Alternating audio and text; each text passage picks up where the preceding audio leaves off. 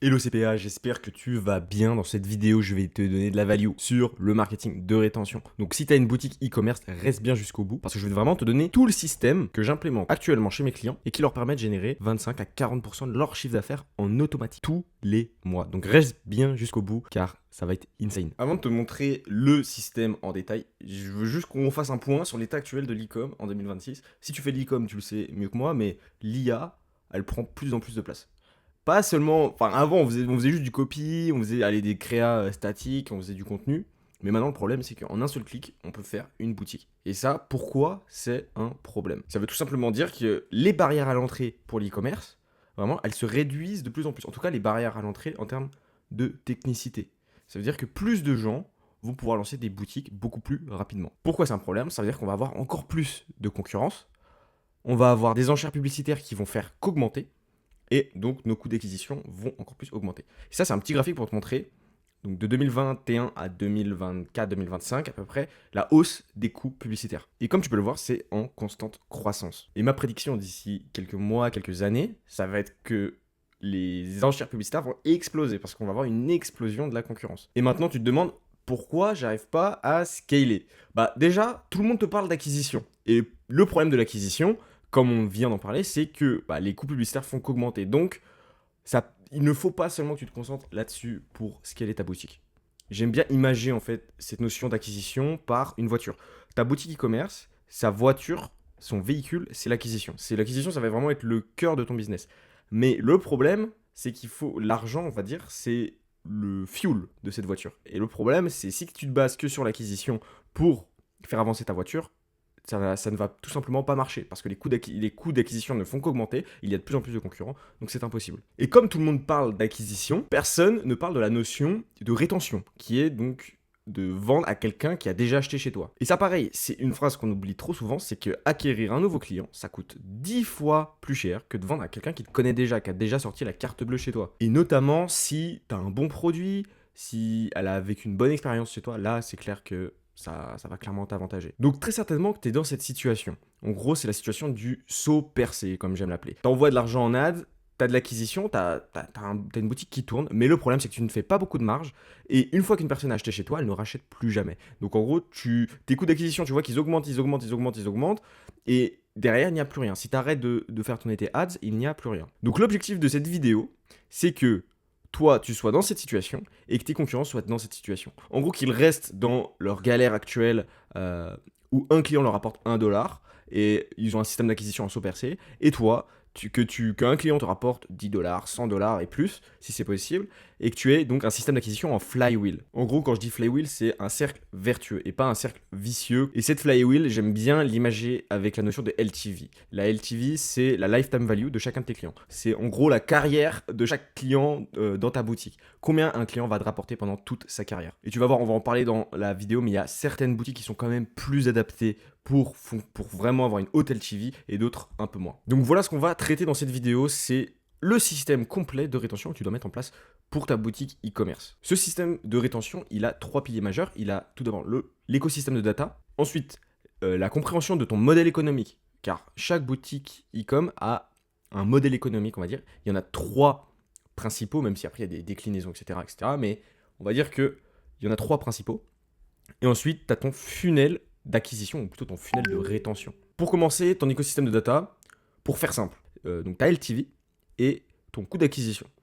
Et avec ça, tu aboutis à ton ratio doré, on va dire, ton golden ratio. Grâce à ça, tu sais combien te rapporte un client tout au long de sa carrière, entre guillemets. Ça, c'est super important, tu dois le savoir. Ensuite, tu as ton modèle économique. Ici, on va regarder l'AOV et la LTV. L'AOV, c'est l'average order value et la LTV, c'est la lifetime value, comme on l'a vu. L'AOV, c'est ton panier moyen. Ici, tu as 3 modèles économiques. Soit tu as une boutique avec un AOV très élevé, mais une LTV hyper courte, par exemple un shop de meubles. Si tu vends des canapés, par exemple, bah voilà, une fois que la personne a acheté le canapé, elle va pas en acheter 10 dans les mois et dans les années à venir. Ensuite, tu as l'AOV moyen avec une LTV moyenne. Donc, c'est un panier moyen qui tourne autour de 100€. Et une LTV moyenne, c'est-à-dire que la personne, elle rachète quand même plusieurs fois. Donc, par exemple, si tu as une boutique de textile, c'est vraiment un bon exemple. Et enfin, tu as l'AOV basse et la LTV haute. Donc, par exemple, un shop de compléments alimentaires. L'AOV, il tourne autour de 50€, voire un peu moins.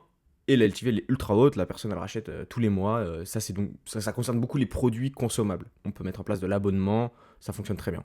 Le troisième pilier, c'est ton tunnel d'acquisition. En fonction de la catégorie de ton modèle économique, tout simplement tu vas adapter ton funnel d'acquisition, ou ton funnel de rétention plutôt. Et dans ce funnel de rétention, il y a plusieurs phases. Donc la première phase, c'est la phase de la première conversion.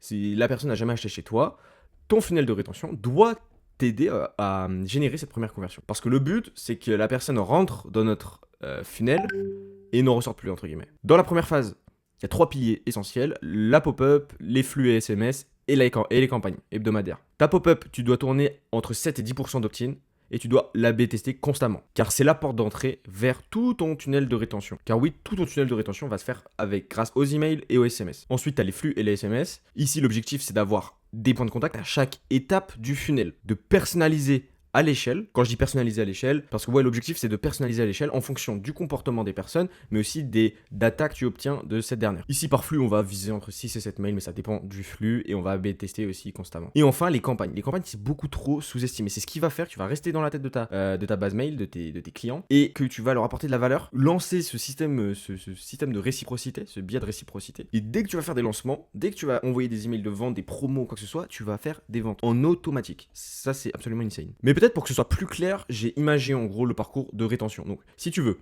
en pré-achat, on a toute la phase d'awareness, d'intérêt, de considération, d'évaluation. Ensuite, on a l'achat. Et ensuite, on a tout le reste en post-achat. Tu vois, le travail qu'il y a à faire aussi en post-achat. Et souvent, la plupart des boutiques e-commerce, elles s'arrêtent là.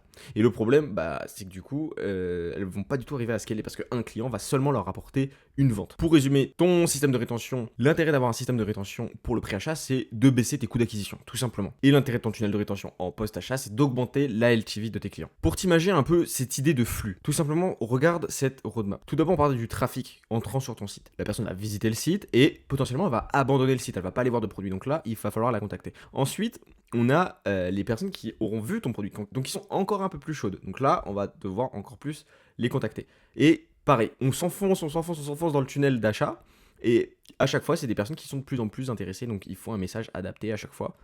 Et comme tu peux le voir, après, la personne fait l'achat et il y a le suivi et la fidélisation. Pour te donner un ordre d'idée de ce que tu peux mettre en place en termes de flux pré-achat, post-achat.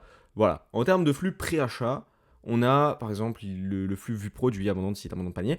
Bien évidemment, ça c'est des flux qui peuvent se redéclencher pour des clients qui ont déjà acheté chez toi, mais l'idée c'est d'avoir un message quand même différent entre tes clients et les personnes qui n'ont jamais acheté chez toi. En gros, dans leur tête, c'est pas du tout les mêmes objections et c'est pas du tout pour les mêmes raisons qu'elles achètent. Et en flux post-achat, on a le flux post-achat en fonction du nombre de fois que la personne a acheté chez toi. On a des flux de cross-sell, des flux d'upsell, parce qu'en fonction de ce qu'elle a acheté sur ton site, certains produits vont être beaucoup plus adaptés.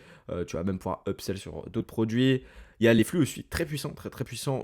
Notamment, ça marche pour, par exemple, les boutiques de compléments.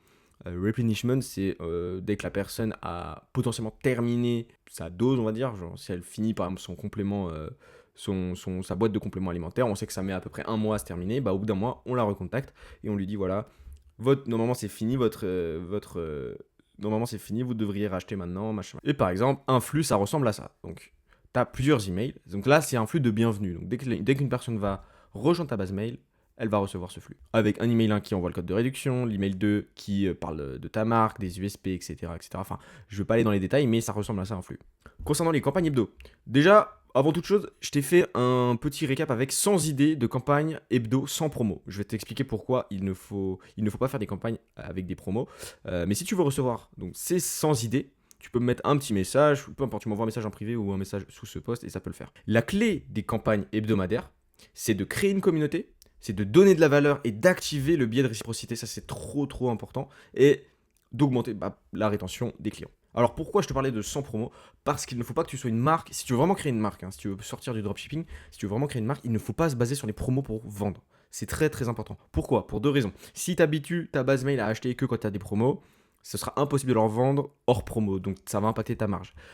La deuxième raison, c'est que dès que tu vas lancer des soldes, dès que tu vas faire un lancement de nouveaux produits ou quoi que ce soit, ta base mail, comme tu ne l'auras pas sollicité à travers des promos, dès qu'il y aura des promos ou quelque chose de nouveau, boum, elle va se jeter dessus et elle va acheter directement. Dans ta relation avec ta base mail, il faut viser le long terme, c'est trop important. Ne la crame pas dès le début avec des promos toutes les semaines. La deuxième phase, le réachat. Comme on l'a vu, les flux de post-achat, bah, tu vas pouvoir faire des upsells, des cross-sells, des flux de réachat, du replenishment, etc. Et pour ça, il faut vraiment te baser sur ta fenêtre de réachat.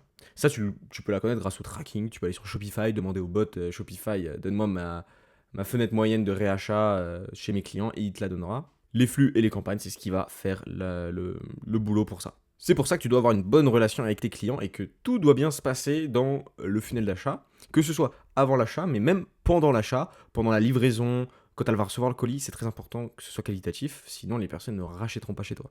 La troisième phase, c'est la fidélisation. Parce qu'une fois le deuxième achat passé, souvent le deuxième achat c'est le plus compliqué, ensuite si elle rachète pour une troisième fois, là ça peut être vraiment intéressant de mettre en place des programmes d'abonnement, des programmes de fidélité. Ça c'est très très important, c'est des amplificateurs de rétention. Bien évidemment, c'est très technique, ça demande du temps. Donc si tu es à un stade où tu n'as pas le temps de t'en occuper ou alors que tu es encore au début de ta boutique, je te conseille vraiment, vraiment pas de mettre ça en place. C'est une perte de temps, c'est une perte de ressources. Et franchement, ça aura aucun impact si tu as très peu de clients qui rachètent chez toi encore. Mais si tu es à un stade où tu sens que tu peux lancer l'abonnement du programme de fidélité, je t'invite vraiment à t'y pencher. Et pour ça, il faut d'abord mettre une stratégie de croissance de l'amplificateur. Ici, l'idée, ça va être d'avoir une offre irrésistible pour cet amplificateur, de proposer, par exemple par défaut sur la fiche produit, d'opter pour l'abonnement directement au lieu d'acheter le produit simplement. Ça, tu peux t'inspirer il y a beaucoup de boutiques US qui font ça super bien. Et tu peux même le proposer en upsell, tu peux faire des promos de temps en temps dessus. Enfin bref, considère ton amplificateur, donc ton programme de fidélité ou ton abonnement, comme véritablement un produit à part entière sur ton shop. Ensuite, tu as toute une stratégie de rétention à mettre en place pour cet amplificateur. Avec des rappels par exemple, avant la facturation, des rappels de la valeur ajoutée que ça apporte. Enfin bref, tu as plein de stratégies hyper intéressantes pour maintenir les gens dans cet amplificateur. Et bien sûr, l'offboarding doit être de qualité. Si la personne décide de partir, tu peux récupérer de la data super intéressante par exemple. Enfin bref. Et aussi fais gaffe aux expirations de cartes. Ça c'est aussi une des raisons pourquoi beaucoup de personnes churn de ton amplificateur. C'est parce que tout simplement leur carte expire. Et c'est même pas qu'elles voulaient churn, mais voilà. Donc fais gaffe et rappelle-leur bien évidemment ça. Et enfin la quatrième phase, l'analyse et l'itération. C'est aussi une phase essentielle pour améliorer ton système. Il faut absolument l'optimiser et analyser les datas pour savoir où sont tes bottlenecks, les traiter le plus rapidement possible pour te permettre de ne pas rester bloqué dans une situation. Donc déjà, pars du principe que tu ne sais rien du tout et que tu dois te baser sur les datas, tu dois pas du tout faire ça au feeling. Parfois, tu vas croire que c'est un produit qui fonctionne super bien, qui va te permettre de driver ta LTV, mais pas du tout. En fait, il y a d'autres produits qui sont bien plus intéressants pour ça dans ta boutique, qui sont moins mis en avant et il faut vraiment mettre le paquet dessus. Nous, ce qu'on veut, c'est que chacun de nos clients ait la LTV la plus longue possible. Donc pour ça, il faut vraiment te baser sur les datas. Prends du feedback de tes meilleurs clients, parce qu'on veut construire le tunnel de rétention et le tunnel d'acquisition en général autour des meilleurs clients, ceux qui rachètent le plus souvent, ceux qui achètent sans promo, enfin bref, ceux qui achètent plusieurs fois, vraiment ceux-là c'est les plus importants. Ça va te permettre de trouver vraiment ton avatar précis du client parfait. Tu vas analyser son comportement et tu vas tout faire en fonction de lui. Et enfin, tu vas tester, tu vas faire des A/B tests à chaque étape du funnel, ça je t'apprends rien, c'est la base de l'e-com, c'est la base du marketing, l'A/B test. Enfin bref. J'espère que tu auras reçu de la value dans cette vidéo. J'espère que tu auras pu tirer des infos et que tu vas pouvoir implémenter ça directement dès aujourd'hui dans ta boutique.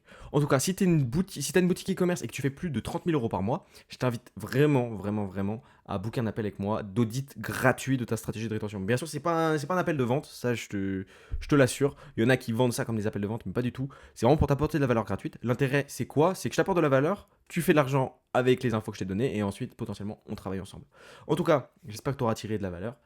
Moi, je te dis à la prochaine. Ciao, ciao.